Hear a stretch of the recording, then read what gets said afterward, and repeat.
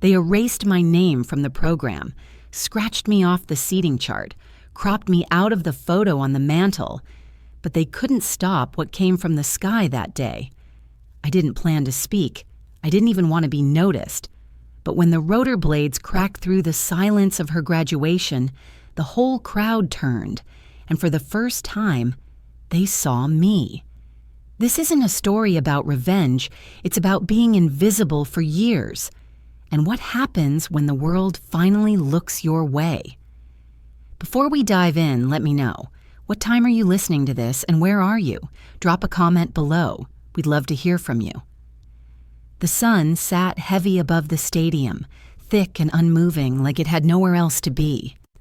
The bleachers shimmered under the heat, and the air smelled of hot aluminum, popcorn grease, and fresh-cut grass.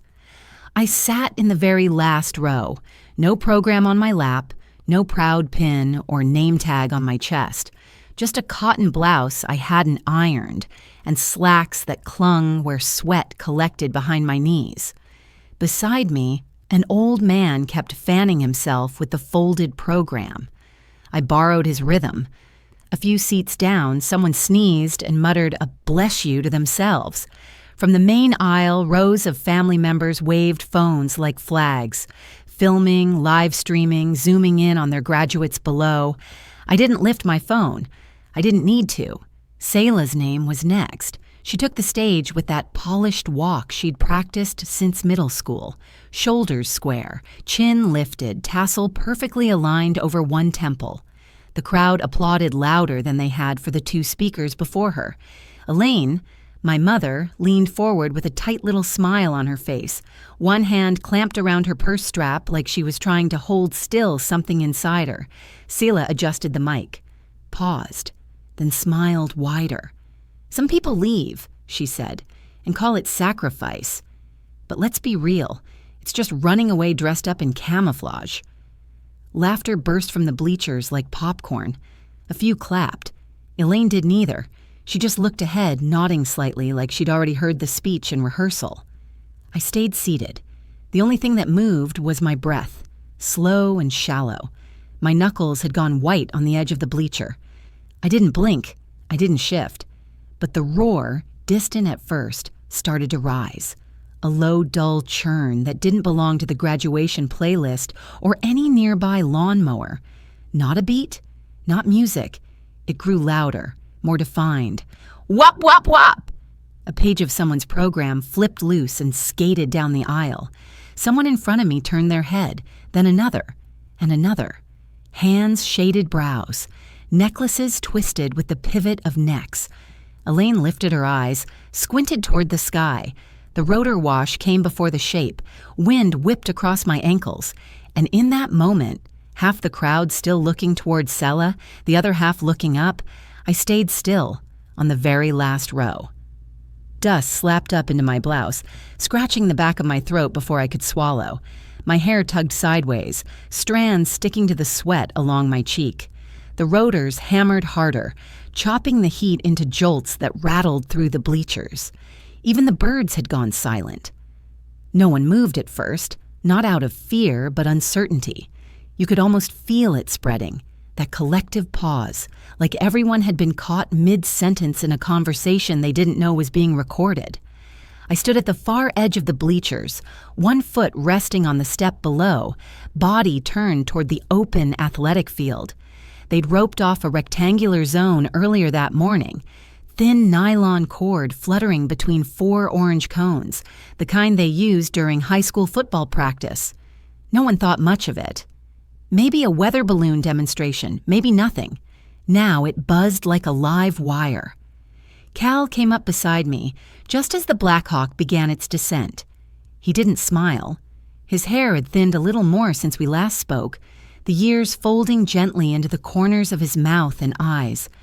But his presence was solid, unmoving, like a tree that had weathered too many storms to be impressed by another gust of wind. "They're not here for you," he said, leaning in just enough so I could hear over the chaos. "They're here for what you stood for." I didn't respond. Couldn't, really. Not because I had nothing to say, but because everything in me had locked into place. Spine, jaw, lungs, heart. The rotor wash tore across the field, grass flattened in all directions, and a dozen baseball caps went tumbling. Somewhere behind me, a little kid shouted, "Whoa!" and his mother yanked him back by the arm.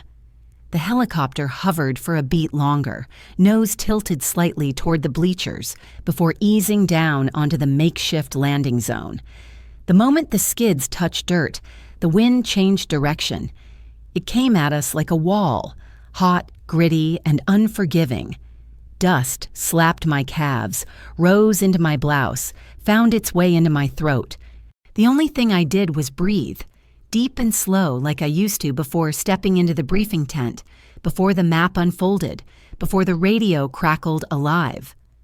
To my right, 2 ROTC cadets rose from their folding chairs. One, a young woman, stood ramrod straight, then saluted. The other, a guy with a buzz cut and nervous fingers, followed a second later.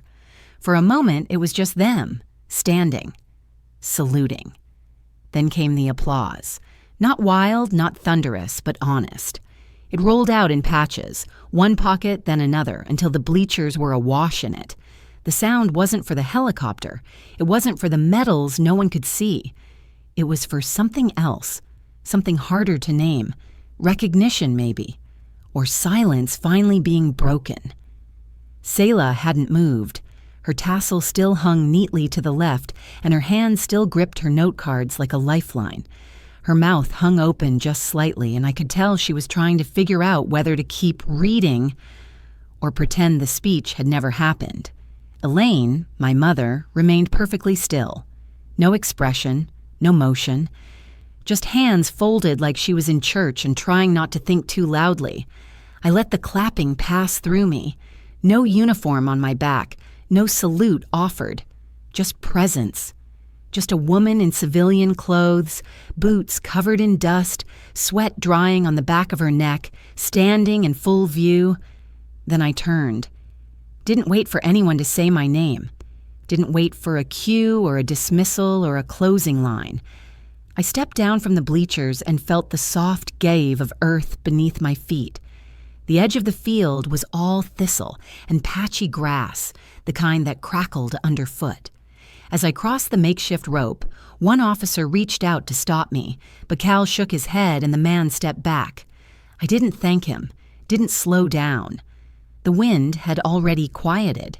The rotors, though still spinning, had dulled into something almost soft. People had stopped clapping, and I could hear scattered whispers trailing behind me like threads. Was that her? Did she come back just for this? I thought she moved out west. My boots sank slightly with every step through the grass. A few stems clung to the cuff of my pants. I didn't brush them off. The sun pressed on my shoulders. My hand caught the cafe door, gave off its familiar rasp. Not a cheerful jingle, more like a throat clearing. I stepped inside, carrying the weight of yesterday's dust, rotor wind, and the silence that had chased me off the field. The smell hit me first. Espresso beans, over-roasted, syrup that had dried sticky on the counter, and something faintly floral. Probably the hand soap they used in the bathrooms. Same smells from before I left, before I came back.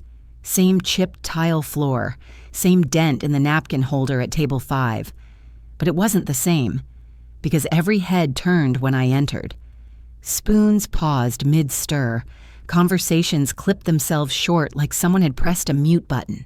The man who always read the Asheville Chronicle in the corner had it halfway folded, his eyes peeking just above the crease. And that kid near the espresso machine? He froze with his phone half raised, caught between capturing and pretending not to. The booth by the window, my booth, was already occupied. Cal sat there, just like he had before I'd deployed the first time. He raised 2 fingers when our eyes met. A subtle, "You okay?" that didn't require a response. I walked slowly, hyper-aware of how the air shifted with me, like I'd become a sudden gust in a room full of stillness. As I approached, someone slid something across a nearby table in my direction.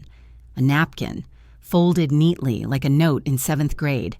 I picked it up, unfolded the paper crease with one finger. "We see you now," written in loopy cursive, blue ink, a little smudged.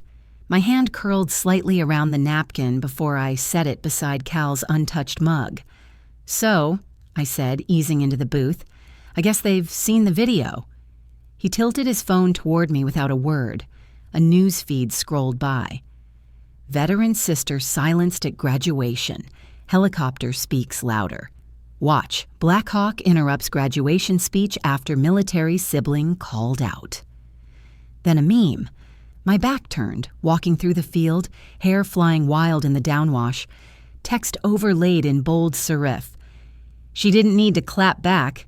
The sky did it for her." I scoffed. "God, I'm a meme now." Cal gave a half smile. "Could be worse."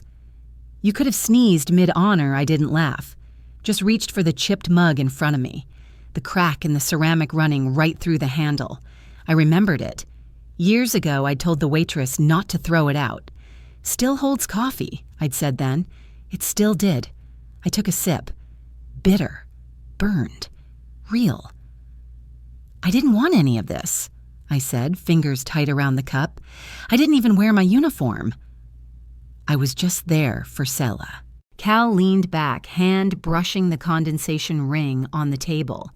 "You were there," he said. "She wasn't." Not really. I stared down at the crack in the table.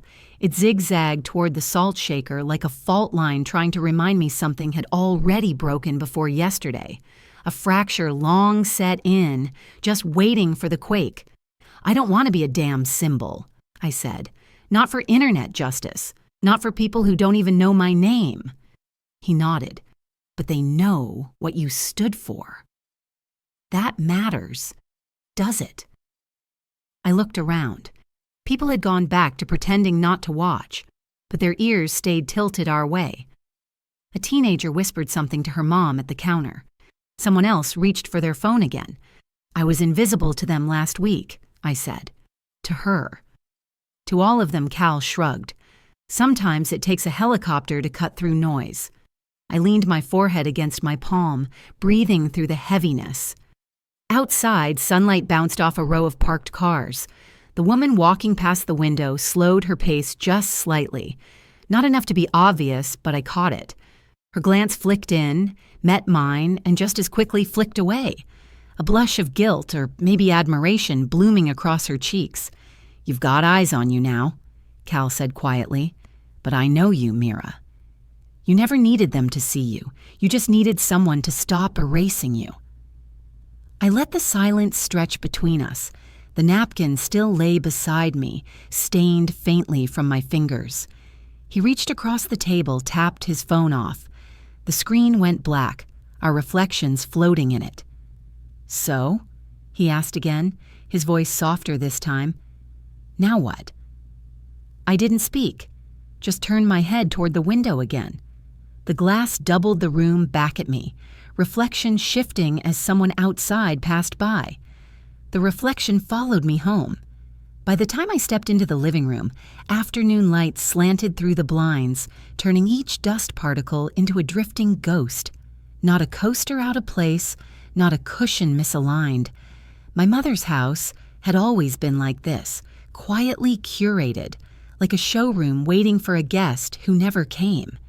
She stood by the kitchen pass-through, drying a glass that was already spotless. "You could have told them not to do that," she said, not turning around. "You let it happen." I didn't answer immediately. The scent of lemon polish hung in the air, sharp against the softer notes of fabric softener and something floral. Her hand lotion, maybe. I walked over to the shelf above the fireplace, where family pictures stood in pristine silver frames. My graduation photo from Quantico had disappeared. "I didn't ask for the helicopter," I finally said.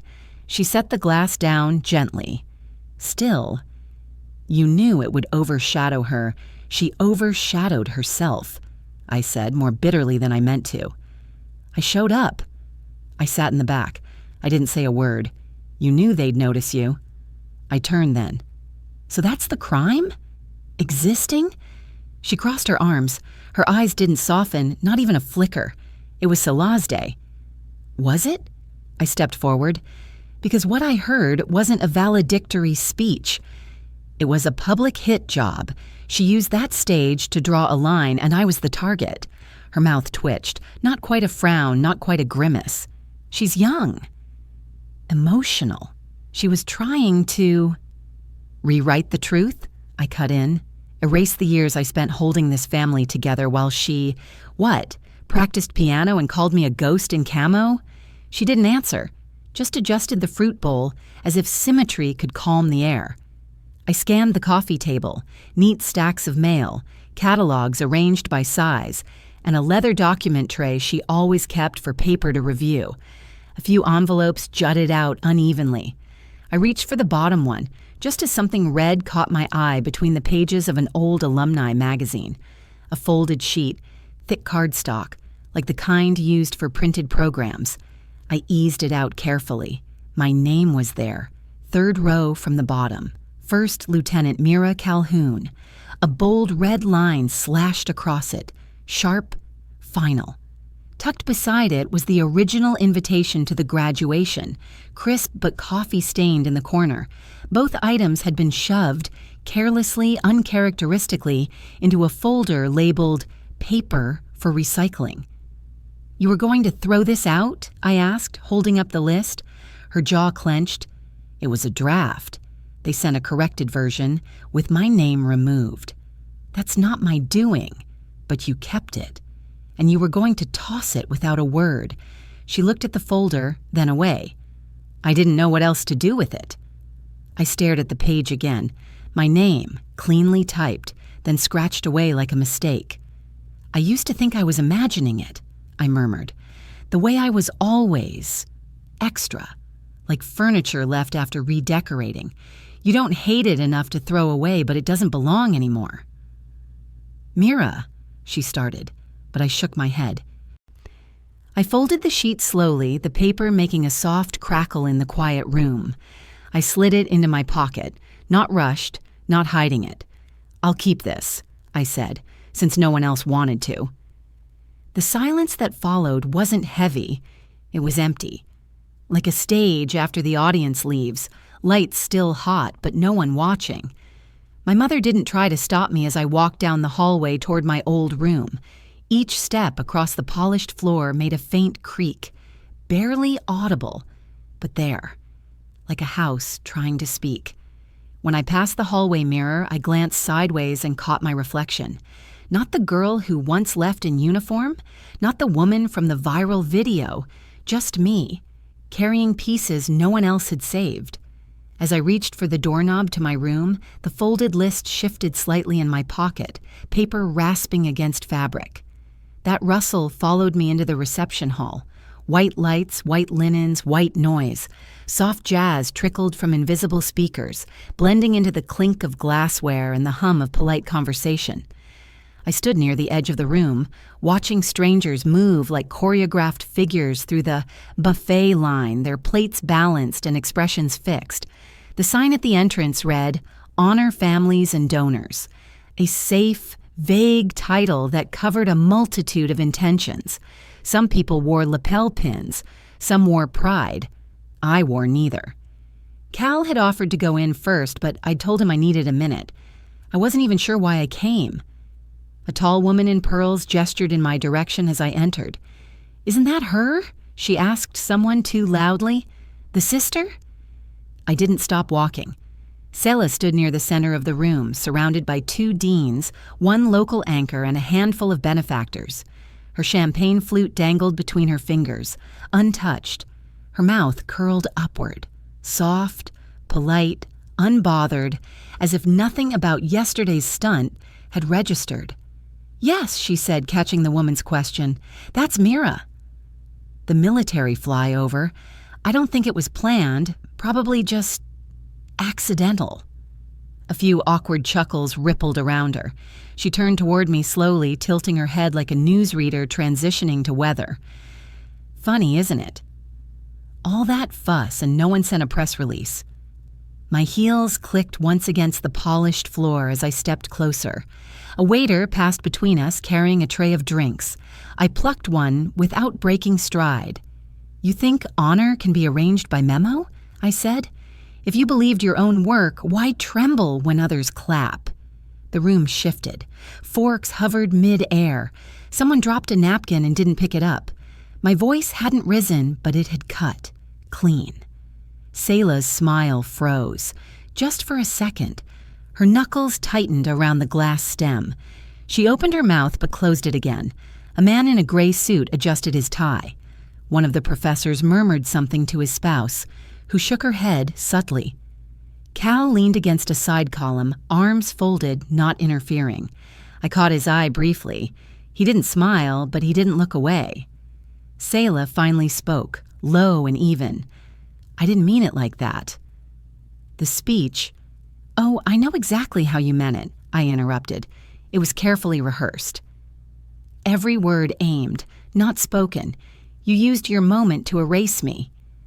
She exhaled through her nose, then sipped from her glass. Her hand trembled slightly as she set it down. "It wasn't about you." "Then why did it sound like it was?" No one answered. A woman near the donor table reached for a brochure, pretending interest. Another guest coughed into her sleeve. I walked toward the drink station and refilled my glass, not because I needed more wine, but because I needed to move. My fingers brushed the base of a decanter, cool and smooth. The wine inside my glass rippled, catching the light like a tiny red tide. Beautiful, delicate, unstable. "It's funny," I said to no one in particular, "how some people spend their lives chasing applause, and some get it by accident." The silence that followed wasn't awkward. It was thick, like fog that doesn't lift, only settles. Selah didn't speak again. I moved toward the windowed side of the room, watching as daylight faded beyond the hedges. The reflection in the glass showed my face superimposed over manicured trees and well-dressed guests. A mirror of what could have been, maybe, if things had been different. Someone nearby cleared their throat. Another whispered, "She's right, though." I didn't turn around. Somewhere behind me, glasses tapped softly. Not the roar of recognition, just a small, polite acknowledgement. A sound too quiet to be a toast, too deliberate to be random.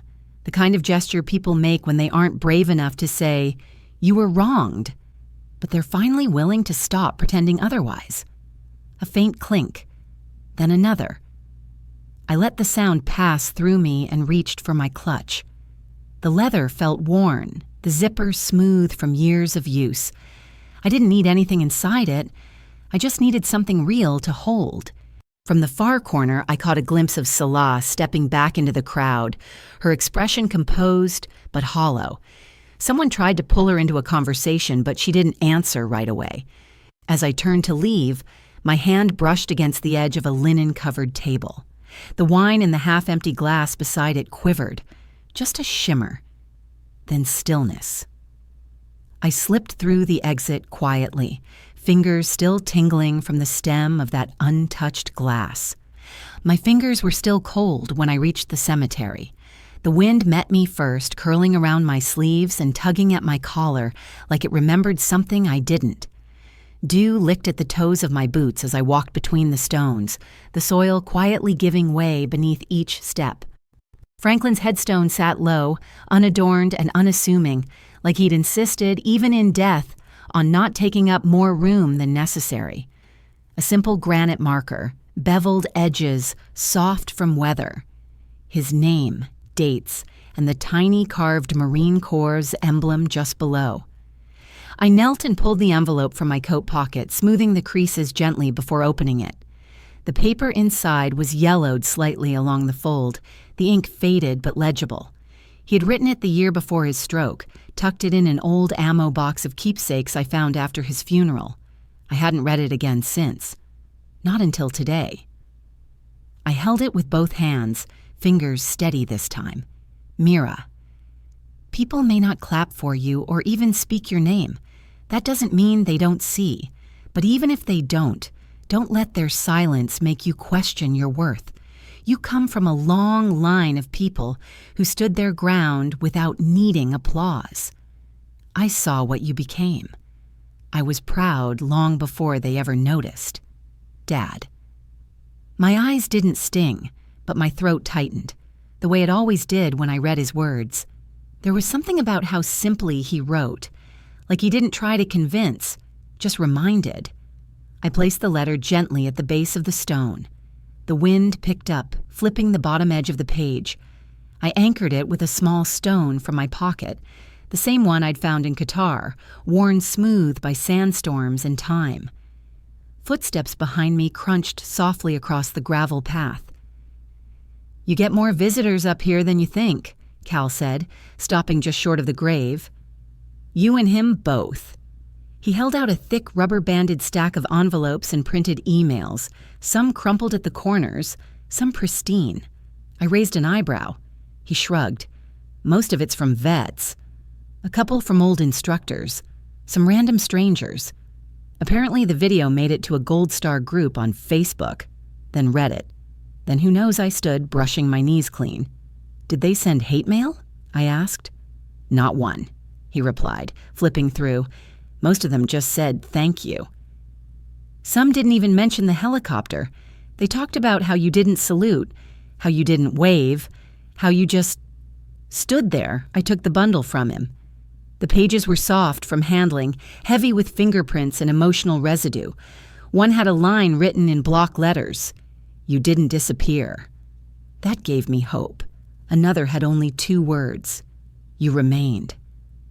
We sat down on the old stone bench a few feet from Franklin's plot.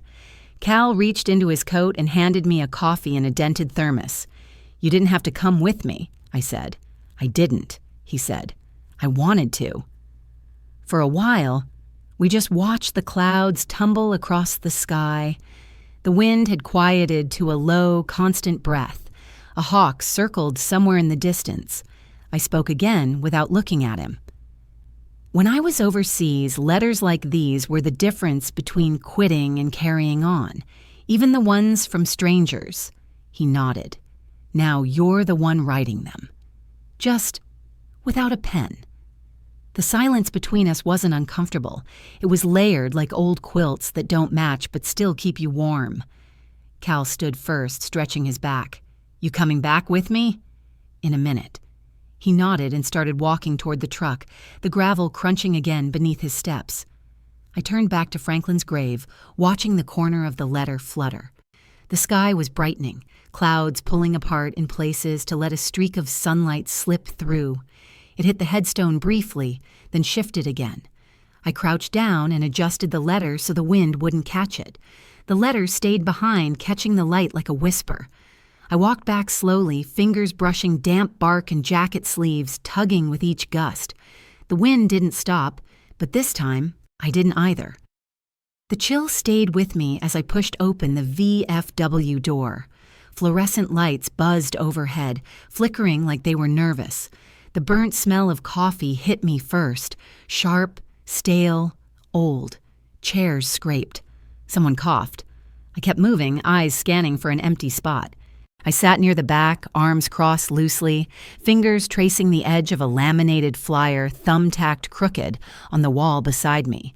A kid, no older than 22, shifted in his chair up front, fidgeting with the hem of his sleeve like it didn't quite belong to him. His haircut said military, but the blank patches on his jacket said no unit claimed me yet. When he finally spoke, his voice cracked once, but didn't apologize. I didn't lose a leg or come home in a flag. I made it through, mostly, but I thought I deserved to be seen too. No one laughed. No one rolled their eyes. An older man 2 rows ahead gave a short nod. Another patted the kid's arm. I watched his shoulders drop, just slightly, like someone had lifted a stone off his back. He hadn't looked at me directly, but it hit anyway. After the meeting, I told Cal I needed to leave early and slipped out before the next round of cheap beer and mingling began. In the truck, I sat for a long time without turning the key. My hands rested on the steering wheel, but my grip was loose, like I didn't quite trust myself to hold on or let go. Then the tears came. They weren't loud and they weren't sudden, just a slow rising swell, like water creeping in beneath a closed door. I didn't cry because I was broken.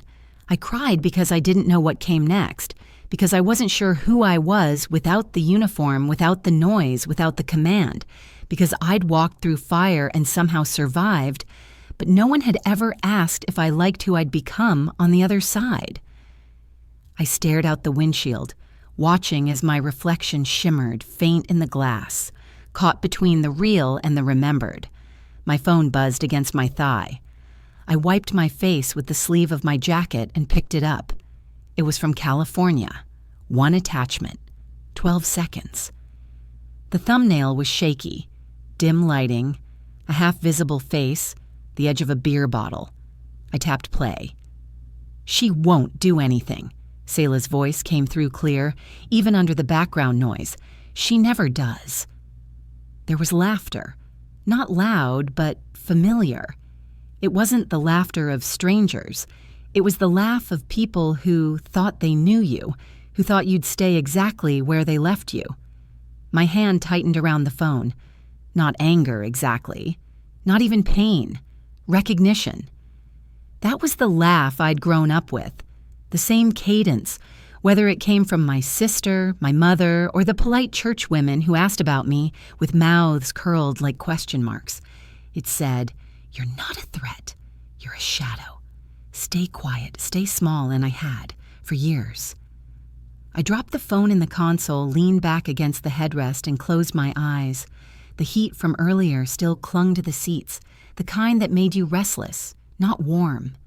Through the rearview mirror, I caught my own face again, blurred slightly by the dust on the glass, lit unevenly by the neon beer sign blinking through the VFW window behind me. I looked older than I remembered, not just in the lines at the corner of my mouth or the shadow beneath my eyes, but in the way my expression didn't rush to smooth itself. It just stayed there, still. I reached forward and shut the screen off. The black glass reflected my silhouette, faint and imperfect. My breath fogged the surface for a moment, then cleared. Outside, the sky darkened into that strange bruised plum hue, where edges blur and shadows blend. I didn't turn the key, just let my hands rest, the weight of other people's silence crowding my lungs. The rearview mirror held my face longer than I meant to. Then I opened the door. My steps echoed more than they should have. The folding chairs weren't aligned, one tilted forward like it had tried to leave. A flag slouched in the corner, half forgotten. I counted 12 faces, plus the janitor at the door who didn't meet my eye but didn't leave either. I hadn't planned to speak. Cal had nudged me toward the front, toward a dusty podium with a microphone that buzzed even before I touched it. There was no stage, just carpet, beige and rough. I stared at the black foam head of the mic like it might bite. Someone handed me a water bottle. I nodded, more out of reflex than thanks. My pulse tapped against my collarbone like it wanted out. I didn't give a speech. I didn't have one in me. But I unfolded the letter. The one I'd nearly worn soft with rereading. The one Dad had sent when I was stationed in Qatar, months before the cancer pulled his voice from him for good. I didn't read it all. Just the part that echoed loudest. Don't let the quiet of others convince you that your voice has no place.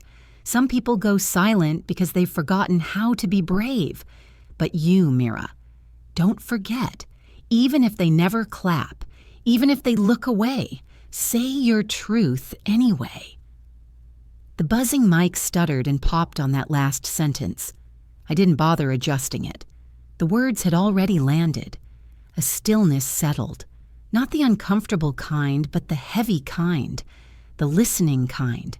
In the second row, a woman with a gray scarf twisted in her hands lifted her gaze. Her voice, when it came, was soft, almost unsure of itself. I haven't spoken, not really, since I was discharged in '92. She placed a hand over her chest. 30 years. I was told to keep my head down. To let it go, I didn't answer. I didn't need to. Others shifted forward slightly in their chairs. No applause, no dramatic crescendo, just presence. Afterward, I sat alone off to the side, scrolling my phone, not to distract myself, but to anchor. My fingers hovered above the keyboard for a while before they moved. I typed, "If you were ever told you didn't deserve to be seen, this is for you. I'm still here. So are you." I hit post. Didn't wait for likes. Didn't check if it reached 10 or 10,000. It wasn't about that. The mic squealed briefly as someone else stepped up to speak, a middle-aged teacher in a navy blouse. I didn't catch her name, but I saw the way her knuckles whitened as she gripped the edge of the podium, steadying something older than nerves. I leaned back, let the plastic chair creak under my weight. My head tilted up toward the stained ceiling tiles. The overhead lights buzzed, constant, low, like tinnitus you learn to live with. The air was dry, but something in my throat stayed thick. I hadn't expected the emotion to come then, not after everything, not after the grand gestures, the helicopter, the reception, the stairs, but this quiet, imperfect room with people who understood in broken syllables and long-held silence. This cracked something open, not all at once, not cleanly, but enough. Outside, the sun had shifted. It streamed through the side window at a sharp angle, catching the dust in midair like suspended ash. Behind me, the buzz of the mic faltered again. Someone bumped the stand, but no one flinched. It had become part of the atmosphere. Real, rough-edged, honest. I tapped my phone screen once. The light blinked out, leaving only my reflection, unpolished, unposed, but mine. A laugh rose behind me. This time, it didn't sting. I let the chair hold my spine, eyes shut, just enough to feel the hush take root. Not running, just staying. The breeze nudged the curtain again. My shoes made no sound on the carpet. The smell of lemon polish met me first, sharp, then fading into something older, tucked behind the curtains. Selah was already there, cross-legged near the cold fireplace, cradling tea she hadn't made. I stayed in the doorway a second too long before stepping in. She looked up as I stepped in. Her voice didn't match her posture. It came cold, sharp. People will forget. Just give it time. I never needed to be remembered, I said. Just not erased. Mom hovered near the bookshelf, pretending to dust the same shelf she'd touched 3 times already. Her mouth was tight, silent. I scanned the walls. The same family portraits hung in their usual places. High school graduations, family trips, church pageants. And there it was. Familiar frame, 4th from the left. A photo from a Christmas morning years back. Everyone smiling at the tree. Except my corner was missing. The photo had been trimmed, not torn, not faded, cut. A clean, deliberate slice. My shoulder still hung at the edge, like an afterthought, a ghost limb in a family memory. I reached up and unhooked the frame. No one stopped me. The metal hook scraped slightly against the wall as I pulled it down.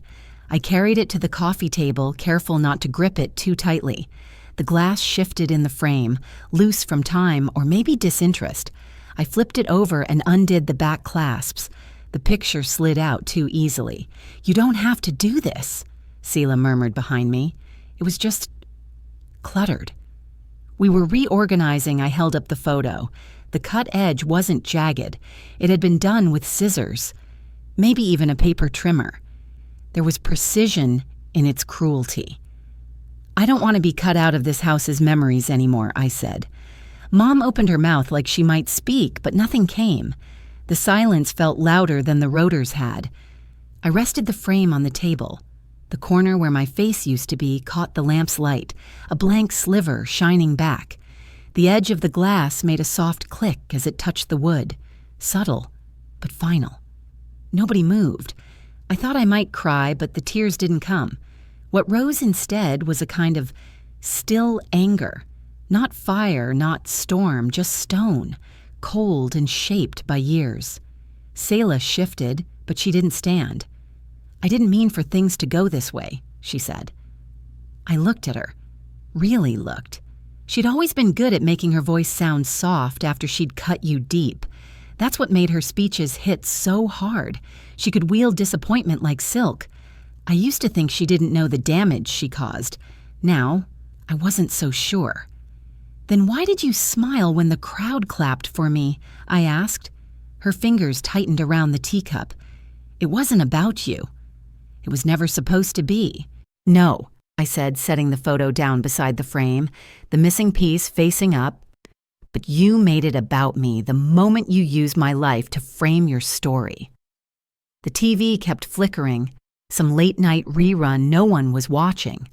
Mom finally spoke, her voice thin. "We all grieve differently." I glanced over, almost startled to hear her say anything at all. "Then grieve," I said, "but don't rewrite." The wind picked up outside, brushing dry leaves across the porch. They scraped lightly against the siding, like memory trying to get back in. I didn't stay longer than I had to, just enough to gather what I came for, the photo, the frame, a piece of paper folded and forgotten in the back, probably an old church bulletin, but it held the date. Proof I had been there. I rose and stepped back. My shadow flickered across the space where the frame had been, just long enough to settle, then vanish. I didn't return it to the wall, just left it resting on the table, its glass edge ticking once, quiet as breath. I slipped through the next door before my fingertips could cool. The room met me with hollow air and a metallic groan that dragged behind me. No spotlight now, no crowd, just the faint scent of polish and something forgotten. My boots clicked once, then softened into the hush. There was something unfinished about it all, something that had snagged on the edge of me and hadn't let go since that moment in the bleachers, since Selah's words, since the rotors cracked open the sky and silence followed, like a reckoning. I moved down the center aisle. My boots whispered against the tile, a sound too soft to match the noise that had lived in my chest all night. The stage felt farther away than it looked during the ceremony, or maybe it was the weight I carried that made it feel uphill. The ROTC cadets were packing up, 2 of them folding chair covers, another wheeling out the flag podiums. One looked up when I neared. He couldn't have been more than 20. His uniform sleeves were slightly too long. His eyes searched mine before settling on something behind me. "You need something, ma'am." "Just a moment." "I'll be quick." He nodded. No salute, no fanfare, just a quiet kind of respect. The stage steps creaked beneath me, soft but present, like the floorboards of a childhood bedroom after curfew. When I reached the center, I stood still for a beat, let the hush fill around me. The podium was unadorned now, stripped of the flower arrangement and nameplate, just wood, worn at the edges, polished smooth by years of elbows and hands. I set my canvas bag on the ground beside me, unzipped the front, pulled out the small velvet case I'd packed before leaving the house this morning, unsure if I'd even open it. The bronze star didn't shine like movies made it look. It was dignified, yes, but understated. You had to know what you were looking at, and in this town, most didn't. I placed it on the podium, centered it. No speech, no dramatic pause. Just that, a symbol of what I had done, who I had been, what they didn't ask about. I took out my phone and opened the camera, set it against the corner of the podium with the screen facing me. I checked the frame, tight, simple, just me, the metal, the wood. Then I hit record.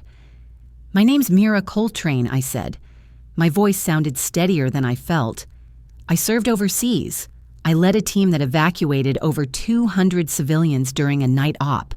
I was promoted, decorated." I paused. "I came home, and I didn't ask for recognition. I didn't ask to be seen. I just asked not to be erased." The next words landed before I knew I was saying them. "I don't need a mic. I just wanted to stand once without bowing." I reached forward and stopped the recording. 47 seconds. That was all. I walked down the steps, slipping the phone into my coat pocket, left the medal where it was. It didn't belong in a drawer anymore. Cal was waiting just outside the door, leaning on the brick wall, sipping gas station coffee. He raised an eyebrow as I approached. I handed him the phone without a word. He watched the video in silence, then whispered, "She was called a quitter." Here's how she stands. He didn't ask if I wanted it posted. He already knew. Inside, I could still see the edge of the metal catching what little light remained. One of the cadets passed behind it and slowed, as if uncertain whether he was supposed to touch it. He looked toward me. "Ma'am, thank you," he said softly. "For what you did." For standing up, I gave him a nod. Not curt, not performative, just real. The ROTC cadet straightened his cap and stepped back.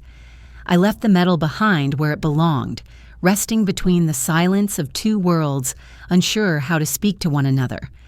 The door gave a soft click behind me.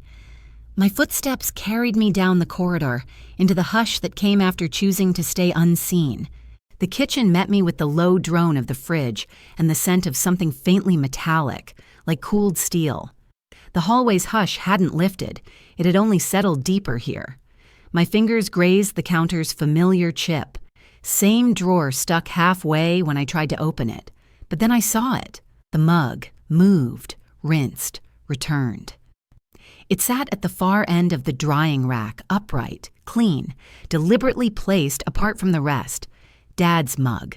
White porcelain, American flag decal dulled by years of overuse, but still whole. That cup hadn't seen daylight since his funeral.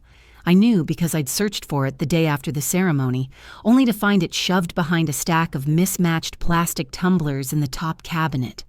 Buried, forgotten, or hidden. Now it stood in plain sight like nothing had happened. I didn't touch it. Behind me, the floor creaked. Selah stood there barefoot, arms folded tight across her chest, like she was bracing against wind that wasn't there. Her eyes flicked from me to the mug, and then back again. "You made this about you," she said. Her voice carried none of the smoothness she'd practiced on stage. It scratched like gravel, raw, defensive. "You could have just let me have my moment." I turned toward her. "You had it." I didn't take anything. Selah laughed once. No humor. "You think that flyover was subtle? You think showing up here, like some scene out of a movie, didn't scream, 'Look at me'?" I tilted my head. "Then why didn't you look?" That landed. She shifted her weight, jaw working hard against whatever she wasn't saying. "You stole my light," she whispered. I almost laughed, not out of spite, but from the absurdity of hearing those words out loud in this kitchen after all these years. "I didn't steal your light, Selah," I said quietly. "I just stopped pretending I didn't exist." She stepped toward me, her voice rising. "You always do this. You come back, make noise, then leave. I'm the one who stays. I'm the one who keeps things together." "No," I corrected her. "You're the one who rearranges the pieces so no one notices what's missing." We stood there in the heat of that sentence, neither of us blinking. "I never needed to be remembered," I said finally. "I just didn't want to be erased." A clink pulled both our eyes toward the sink. Mom stood near the back door, her hand resting lightly on the edge of the counter. She hadn't made a sound coming in. Her robe was cinched tight, hair pinned back, face unreadable in the pale light. Her gaze drifted to the mug, then to me. She didn't say a word, but that was nothing new. I scanned her face for a crack, a twitch, something. All I found was stillness. I reached out and touched the mug, not to lift it, not to drink from it, just to steady it. The ceramic was cool, but solid, real. Behind me, Selah muttered, "People are going to forget about this by next week." I exhaled through my nose. Maybe. But forgetting isn't the same as disappearing. I stepped away from the sink and crossed the room. Selah didn't move. Mom did, just barely. A shift in her stance. Her fingers curled tighter around the counter. Then I saw it. The dish towel she'd folded was the one Dad always used to wipe the mug's rim. the one with the frayed corner he never let her throw out. She'd placed it next to the cup, clean, dried, ready. A gesture so small I almost missed it, but I didn't. Without a word, I walked to the back door. My fingers found the lock like muscle memory. I turned it slowly, the latch clicking louder than expected. The morning outside was quiet, dew-laced, the kind of soft that made your breath fog if you waited long enough. I opened the door. No jacket, no hesitation. Just me, stepping into a morning that didn't demand answers. The air brushed my sleeves like it still knew me. Behind me, the mug stood quietly in its spot. Clean, waiting, forgiven. The hum followed me from the street, folding into the steady grumble of Cal's machines.